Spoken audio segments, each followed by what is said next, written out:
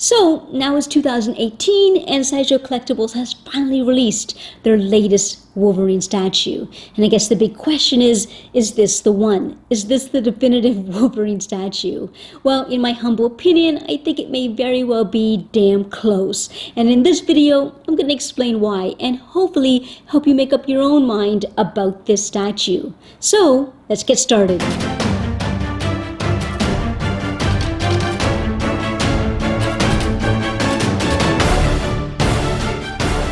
Now, at the very start of this video, I gave my opinions that, perhaps this piece can be considered very close to the definitive Wolverine statue. But with that being said, it's certainly not perfect. I had huge difficulties, like many other collectors, with inserting the back foot into the base. And second, this design concept is not exactly revolutionary or even evolutionary. And I find this design to be quite simple.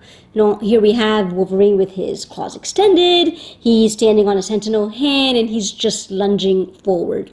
So yes, this design is simple, but I'm such a fan of the statue because I love how each of these components are executed. I love the rage in his portrait and the details in his sculpted muscles and the metallic paint on the sentinel hand. And I find that each of these components all come together to form one cohesive statue.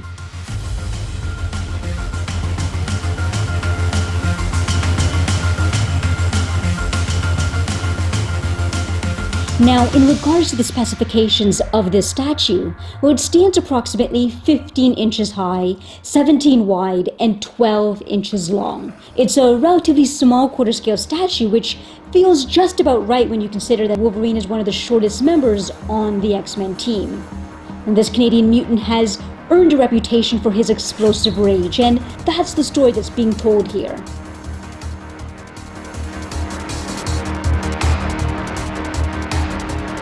Now, even though this latest Wolverine premium format statue is heavily influenced by the comics, I find that littered all throughout the statue is evidence of a more grittier, realistic take on the character.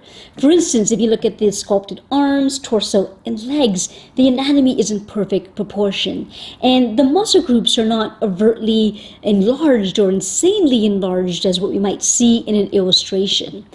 Now, this realistic take on Wolverine is probably most apparent in the unmasked portrait. Of the two portraits that comes with the statue, this one is my favorite. Now, of course, every collector is going to have their own opinions on this face, but for me personally, I love how the nose and cheekbones and teeth were all sculpted. And when I first unboxed the statue, I was really impressed at how well the unruly hair and sideburns turned out. But I have to point out that I find that the skin tone on this portrait to be just a tad too dark. And I found that same issue exists on the masked portrait as well. Now I'm going to discuss and show you the masked portrait in just a bit, but first I want to continue with the unmasked portrait.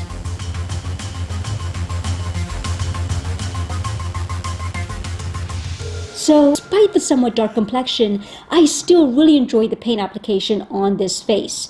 There's a rosiness to the cheeks, which I find brings a natural color to the skin tone. Now, on this unmasked portrait, Wolverine's cowl is placed behind his head. And, it actually hides the seams or gaps between the neck and the body.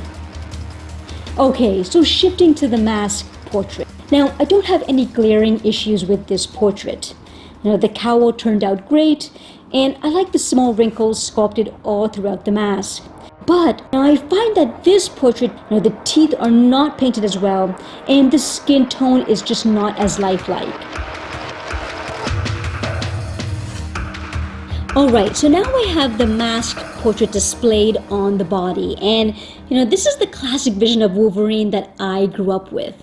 Now, if you visited my channel before, you know that I'm a fan of both fully sculpted and mixed media statues. All that matters to me is that the sculpt or that cut and sew fabric is produced well. So, the decision to have this statue fully sculpted I find really interesting because, I think it allows Wolverine's anatomy and his muscles to be really showcased, which would otherwise been hidden behind a fabric costume. And just moving forward, it's really difficult to imagine that any future Wolverine statues not being fully sculpted. Alright, so in regards to the sculpted costume on this statue, it definitely has the traditional blue and yellow elements, but it's also been given an upgrade. An upgrade that I think fits really well with the realistic tones of this statue. And what keeps this statue grounded in realism are the ridges and protective padding sculpted all throughout the clothing. So how does this costume measure up to Wolverine's appearances in the comics? Well, ever since the Canadian mutant was first introduced in the Incredible Hulk 181, he's usually been portrayed wearing his symbolic yellow, skin-tight suit, which then evolved into his brown suit. And somewhere along the way, he was revealed as Weapon X. Now, this latest Wolverine statue has remained somewhat orthodox. However, long gone is that skin-tight surface. Here, we definitely have a more tactical, shielded outfit. Now, I have to point out that one feature I think could have been improved is the red paint on the belt buckle. Now, the paint lines are just a tad rough, and this belt buckle lacks the same refinement as the rest of the costume. Okay, so one feature that requires absolutely no improvement whatsoever, at least in my opinion, are Wolverine's arms, because the sculpted muscles and even the bulging veins turned out incredible. So now we need to talk about the claws, which are probably Wolverine's most recognizable feature. Now, the claws that come on this statue are made of a metal alloy, and I don't think I'm overreaching when I say that today every collector expects metal claws with their quarter scale Wolverine statues, and especially for the price point that we're paying for these pieces. Now, in regards to the sculpt of these claws, I'm really happy. I mean, they're extremely sharp, and the length seems to be pretty accurate to what we've seen in the comic books. But one area of improvement that I think could have been made is with the dull metallic finish. Now, I think it was given this dull finish to sort of fit with the grittier tones of the statue. But I think the statue would have been improved if the claws had this shiny coating. I think that would have given the statue a much more wow factor. Now, speaking of metallic finishes, unlike the claws, I'm really happy with the metallic finish on the Sentinel hand. And I think I could best describe the paint application as subdued with dark blue tones. And I'm glad that Sideshow went with these darker tones for the base, because I think it allows Wolverine's bright yellow costume to stand out that much more. Okay, so now I want to direct your attention to what I think is one of the biggest requirements on any X-Men Sentinel, and that is the blaster in the palm of the hand. And on this Sentinel hand, the blaster has been covered with an acrylic surface that looks and feels like real glass. Okay, so in regards to the sculpt of the base, I think any X-Men fan, novice or expert will recognize this as a Sentinel hand. But it's not your standard Sentinel hand, and it's been designed and sculpted to look like it's been ravaged by Wolverine's claws. You can see here that all the fingers have been cut straight through, and the pinky finger has been bent backwards. Now you can view this hand from any angle and see all of the exposed robotics. These disfigured fingers remind me of the savage style in which Wolverine won this battle. And what I find to be really understated is this rock-like foundation that supports the base. It's sort of hidden and blends right into the hand. So it probably goes without saying that there's an abundance of X-Men statues featured with some sort of Sentinel base. But I have to say that the Sentinel base on this statue is the best I've ever seen in regards to design, sculpt, and paint. And this base is really that good.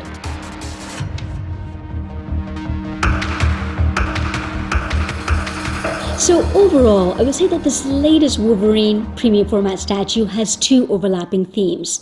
The first is that, it's definitely a more gritty, realistic take on the character.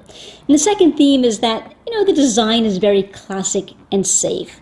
Now, some collectors may even say that, this design is not unique. It's been used before. It's very cookie cutter.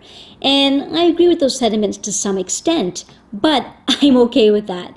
The reason why is that, for me, in my opinion, the previous Wolverine statues with a similar design just have not executed each of these components: the unmasked portrait, the sculpted arms, the costume, and the Sentinel base as well as this statue has. And perhaps that was Sideshow's intentions all along. You know, they were not trying to think outside the box. They were just trying to give us that straightforward, well-executed Wolverine statue. Now, I'm certain that, you know, in the future we're going to see more creative Wolverine statues released, but, you know, this piece may remain as the more timeless go-to Wolverine statue, which is why I stated at the start of the video that, you know, this piece may not be the definitive Wolverine statue, but it's pretty damn close. So on that note, I hope that this review helped you make up your own mind about this statue. And I really hope that you enjoyed this video. So take care for now.